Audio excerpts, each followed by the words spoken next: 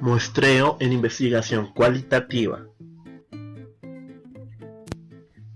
Hola, una de las partes fundamentales de toda investigación es la muestra, es decir, la población de la cual se obtienen los datos para resolver la pregunta de investigación y darle una solución al problema planteado. La muestra debe tener ciertas características en la investigación cuantitativa y en la investigación cualitativa. En este video explicaremos el muestreo de investigación cualitativa en base del libro Metodología de la Investigación de Roberto Hernández y colaboradores.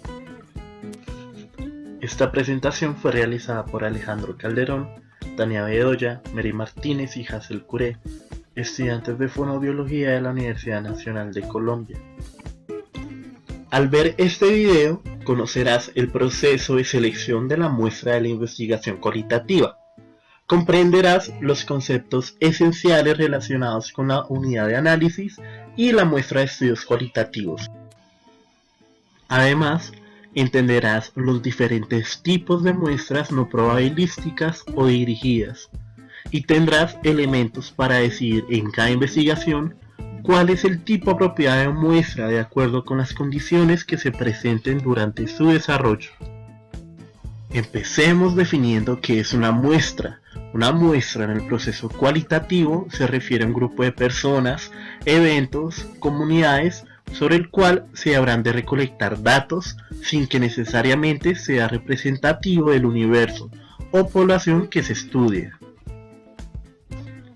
En primer lugar, debemos hacer una inmersión inicial que permita sumergirnos en el contexto del problema de investigación por medio de la recolección y análisis de datos, la revisión de literatura, la observación de diferentes sucesos, la plática o entrevista a varias personas, entre otros.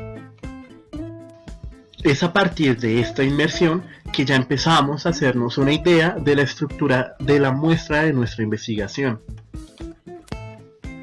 Por ejemplo, si queremos estudiar el estado de ánimo de pacientes adolescentes que serán intervenidos quirúrgicamente, ya sabemos con anterioridad que necesitamos contar con jóvenes entre 13 y 17 años de edad que tendrán una cirugía pronto. Sin embargo, comienzan a surgir preguntas como ¿cuántas personas necesito para mi muestra? ¿Cuántos jóvenes necesito para realizar mi investigación? En realidad, en el enfoque cualitativo, el tamaño de la muestra no es importante desde una perspectiva probabilística, ya que no buscamos generalizar los resultados del estudio a una población más amplia. Por el contrario, buscamos profundizar en un tema puntual. Aquí lo importante es seleccionar los casos adecuados de personas, organizaciones, eventos o hechos que permitan entender el fenómeno de estudio y responder las preguntas de investigación que nos hemos planteado. En esencia, existen tres factores que determinan la cantidad de casos de nuestra muestra. El primero de ellos es la capacidad operativa de recolección y análisis, es decir, el número de casos manejables de forma realista desde los recursos disponibles. El segundo, el entendimiento del fenómeno o el número de casos que en realidad permita responder la pregunta de investigación.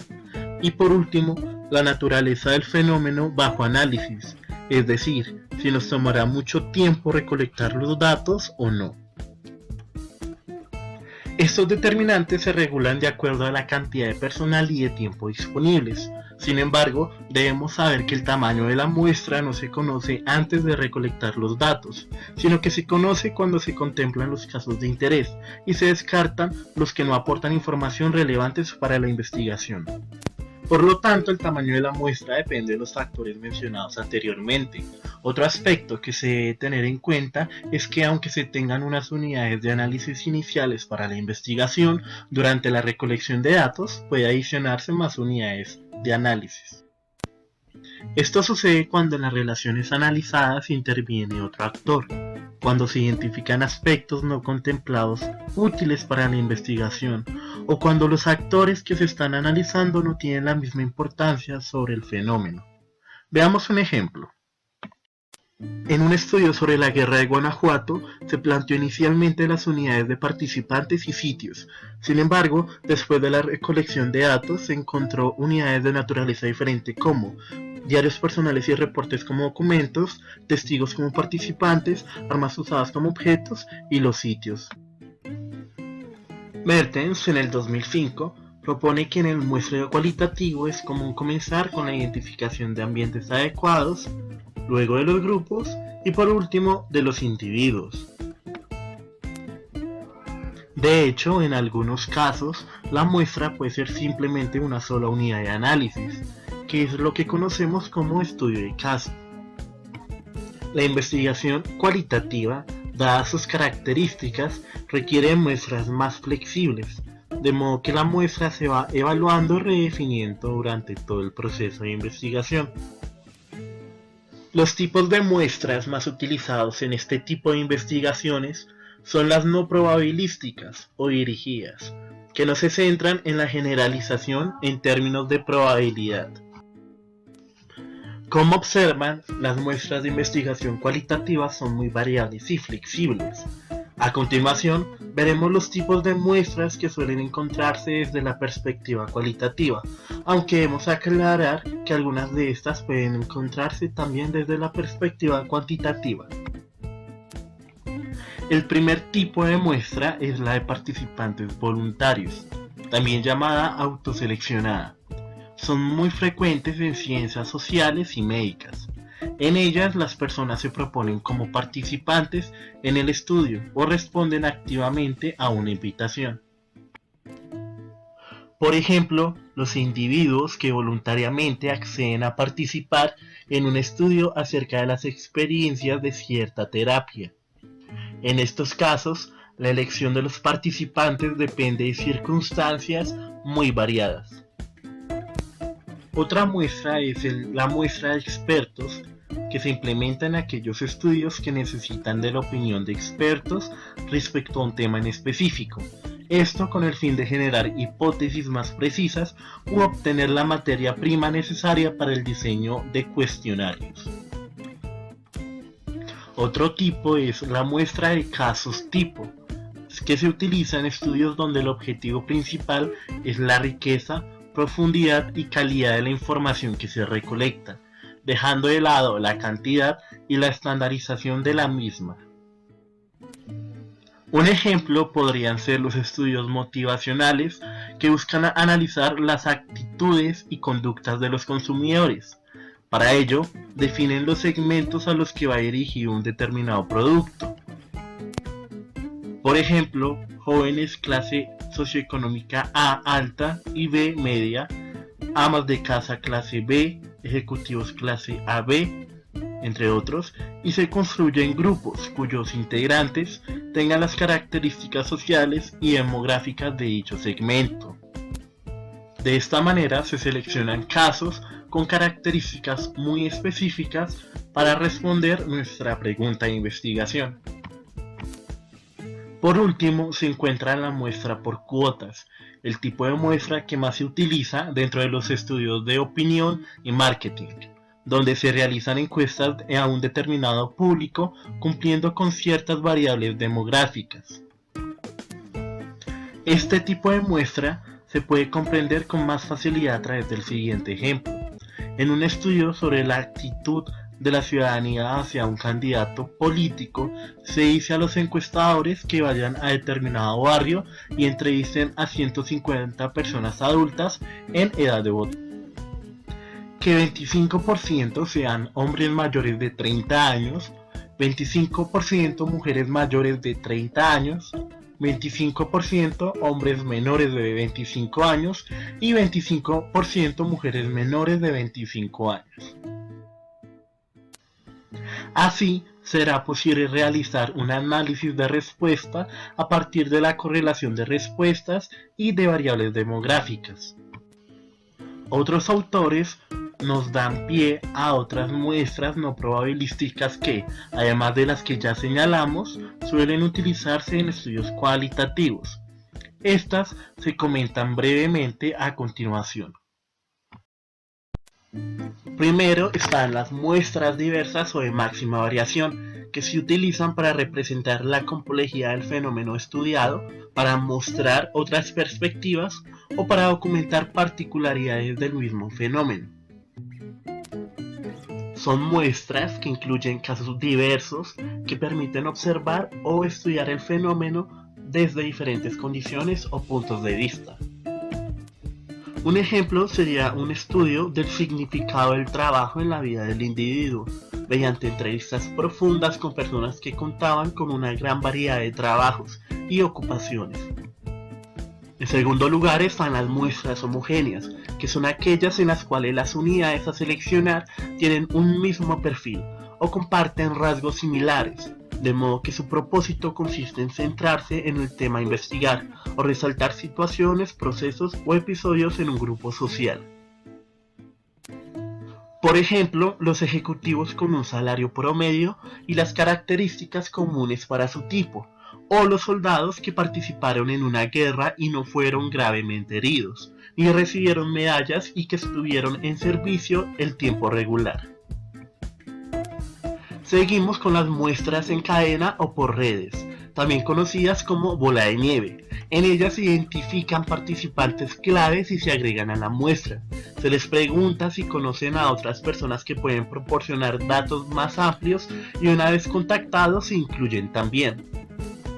Un ejemplo de este tipo de muestra podría ser la investigación sobre la guerra cristera de Guanajuato, que operó en parte con una muestra en cadena, ya que los sobrevivientes recomendaban a otros individuos de la misma comunidad. En cuarto lugar están las muestras de casos extremos, que son muy útiles cuando el interés radica en evaluar características, situaciones o fenómenos especiales fuera de lo común. Por ejemplo, si el investigador quiere estudiar a personas sumamente violentas, podría seleccionar una muestra de pandilleros, o si trata de evaluar métodos de enseñanza para estudiantes muy problemáticos, elige a los que han sido expulsados varias veces. Mertens destaca en el 2005 que el análisis de casos extremos ayuda a entender lo ordinario. En particular, este tipo de muestras son utilizados para estudiar etnias muy distintas al común de la población de un país o para profundizar el análisis de comportamiento terrorista o suicida. A veces se seleccionan de la muestra casos extremos opuestos con fines comparativos, por ejemplo, escuelas donde la violencia estudiantil es elevada y escuelas donde los casos al respecto son pocos, edificios sólidos que han resistido temblores u otros fenómenos naturales y estructuras que se han colapsado. Seguimos con las muestras por oportunidad, que se refiere a esos casos que se representan ante el investigador de manera fortuita justo cuando los necesita, o bien individuos que se requieren y se reúnen por algún motivo ajeno a la investigación, proporcionando una oportunidad extraordinaria para reclutarlos. Por ejemplo, una conversación nacional de Alcohólicos Anónimos, justo cuando se conduce un estudio sobre la consecuencia del alcoholismo en la familia. Luego tenemos las muestras teóricas o conceptuales, que se utilizan cuando el investigador necesita entender un concepto, de modo que puede muestrear casos que le ayuden a comprenderlo. Esto quiere decir que se eligen las unidades porque poseen uno o varios atributos que contribuyan a desarrollar la teoría. Un ejemplo pertinente podría ser cuando se quiere probar una teoría microeconómica sobre la quiebra de ciertas aerolíneas. Se seleccionan empresas de esta clase que han experimentado el proceso de quiebra. En otro ejemplo, si por un lado se busca evaluar los factores que provocan que un hombre sea capaz de violar sexualmente a una mujer, se puede obtener la muestra en cárceles donde se encuentran recluidos criminales violadores. Otro ejemplo serían los detectives, cuando seleccionan a sospechosos que encajan en sus teorías sobre el asesinato. El séptimo son las muestras confirmativas, que son muestras que buscan adicionar información a la investigación a través de la confrontación de nuevos casos donde se contradice o se soporta la hipótesis.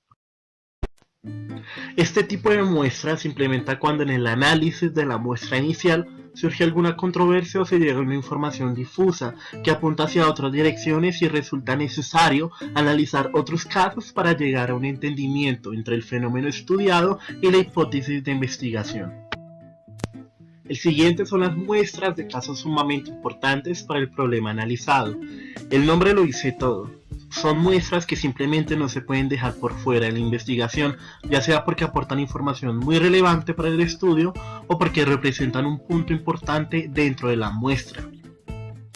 Por ejemplo, en una investigación cualitativa sobre una empresa, resultaría poco conveniente no incluir el caso del director general o el presidente de la empresa. Por último, las muestras por conveniencia. En pocas palabras, son muestras en donde se incluyen los casos a los que tenemos acceso. Digamos que por diversas circunstancias no podemos acceder a parte de la muestra que teníamos pensada. Entonces, incluimos aquellos casos que sí logramos estudiar. Como en el caso de la investigación de Rizzo en 2004, esta investigadora no pudo ingresar a varias empresas para efectuar entrevistas con profundidad en niveles gerenciales respecto a los factores que conforman el clima organizacional. Entonces decidió entrevistar a compañeros que cursaban con ella un posgrado en desarrollo humano y eran directivos de diferentes organizaciones. Para finalizar, queremos hacer 3 comentarios finales que esperamos puedas tener en cuenta a la hora de realizar tu investigación. Primero, es posible que algunas investigaciones requieran estrategias de muestreo mixtas que mezclen varios tipos de muestra. Todo depende de la realidad de tu investigación. Esto es, el investigador, la situación, los participantes y las interacciones entre el primero y los últimos. Segundo, las muestras dirigidas son válidas para el diseño de investigación que las requiera, pero los resultados se aplicarían a la muestra en sí o a las muestras similares en tiempo y lugar, no son generalizables a una población. Tercero, es cierto que el planteamiento del problema dirige todo el proceso de la investigación. Sin embargo, la realidad del estudio, recuerda, el investigador, la situación, los participantes y las interacciones entre el primero y los últimos, harán que el planteamiento siempre esté sujeto a revisión y cambios. Gracias por escucharme. Espero que hayas aprendido todo sobre el muestreo en investigación cualitativa y esperamos que tengas éxito en tu investigación. Hasta pronto.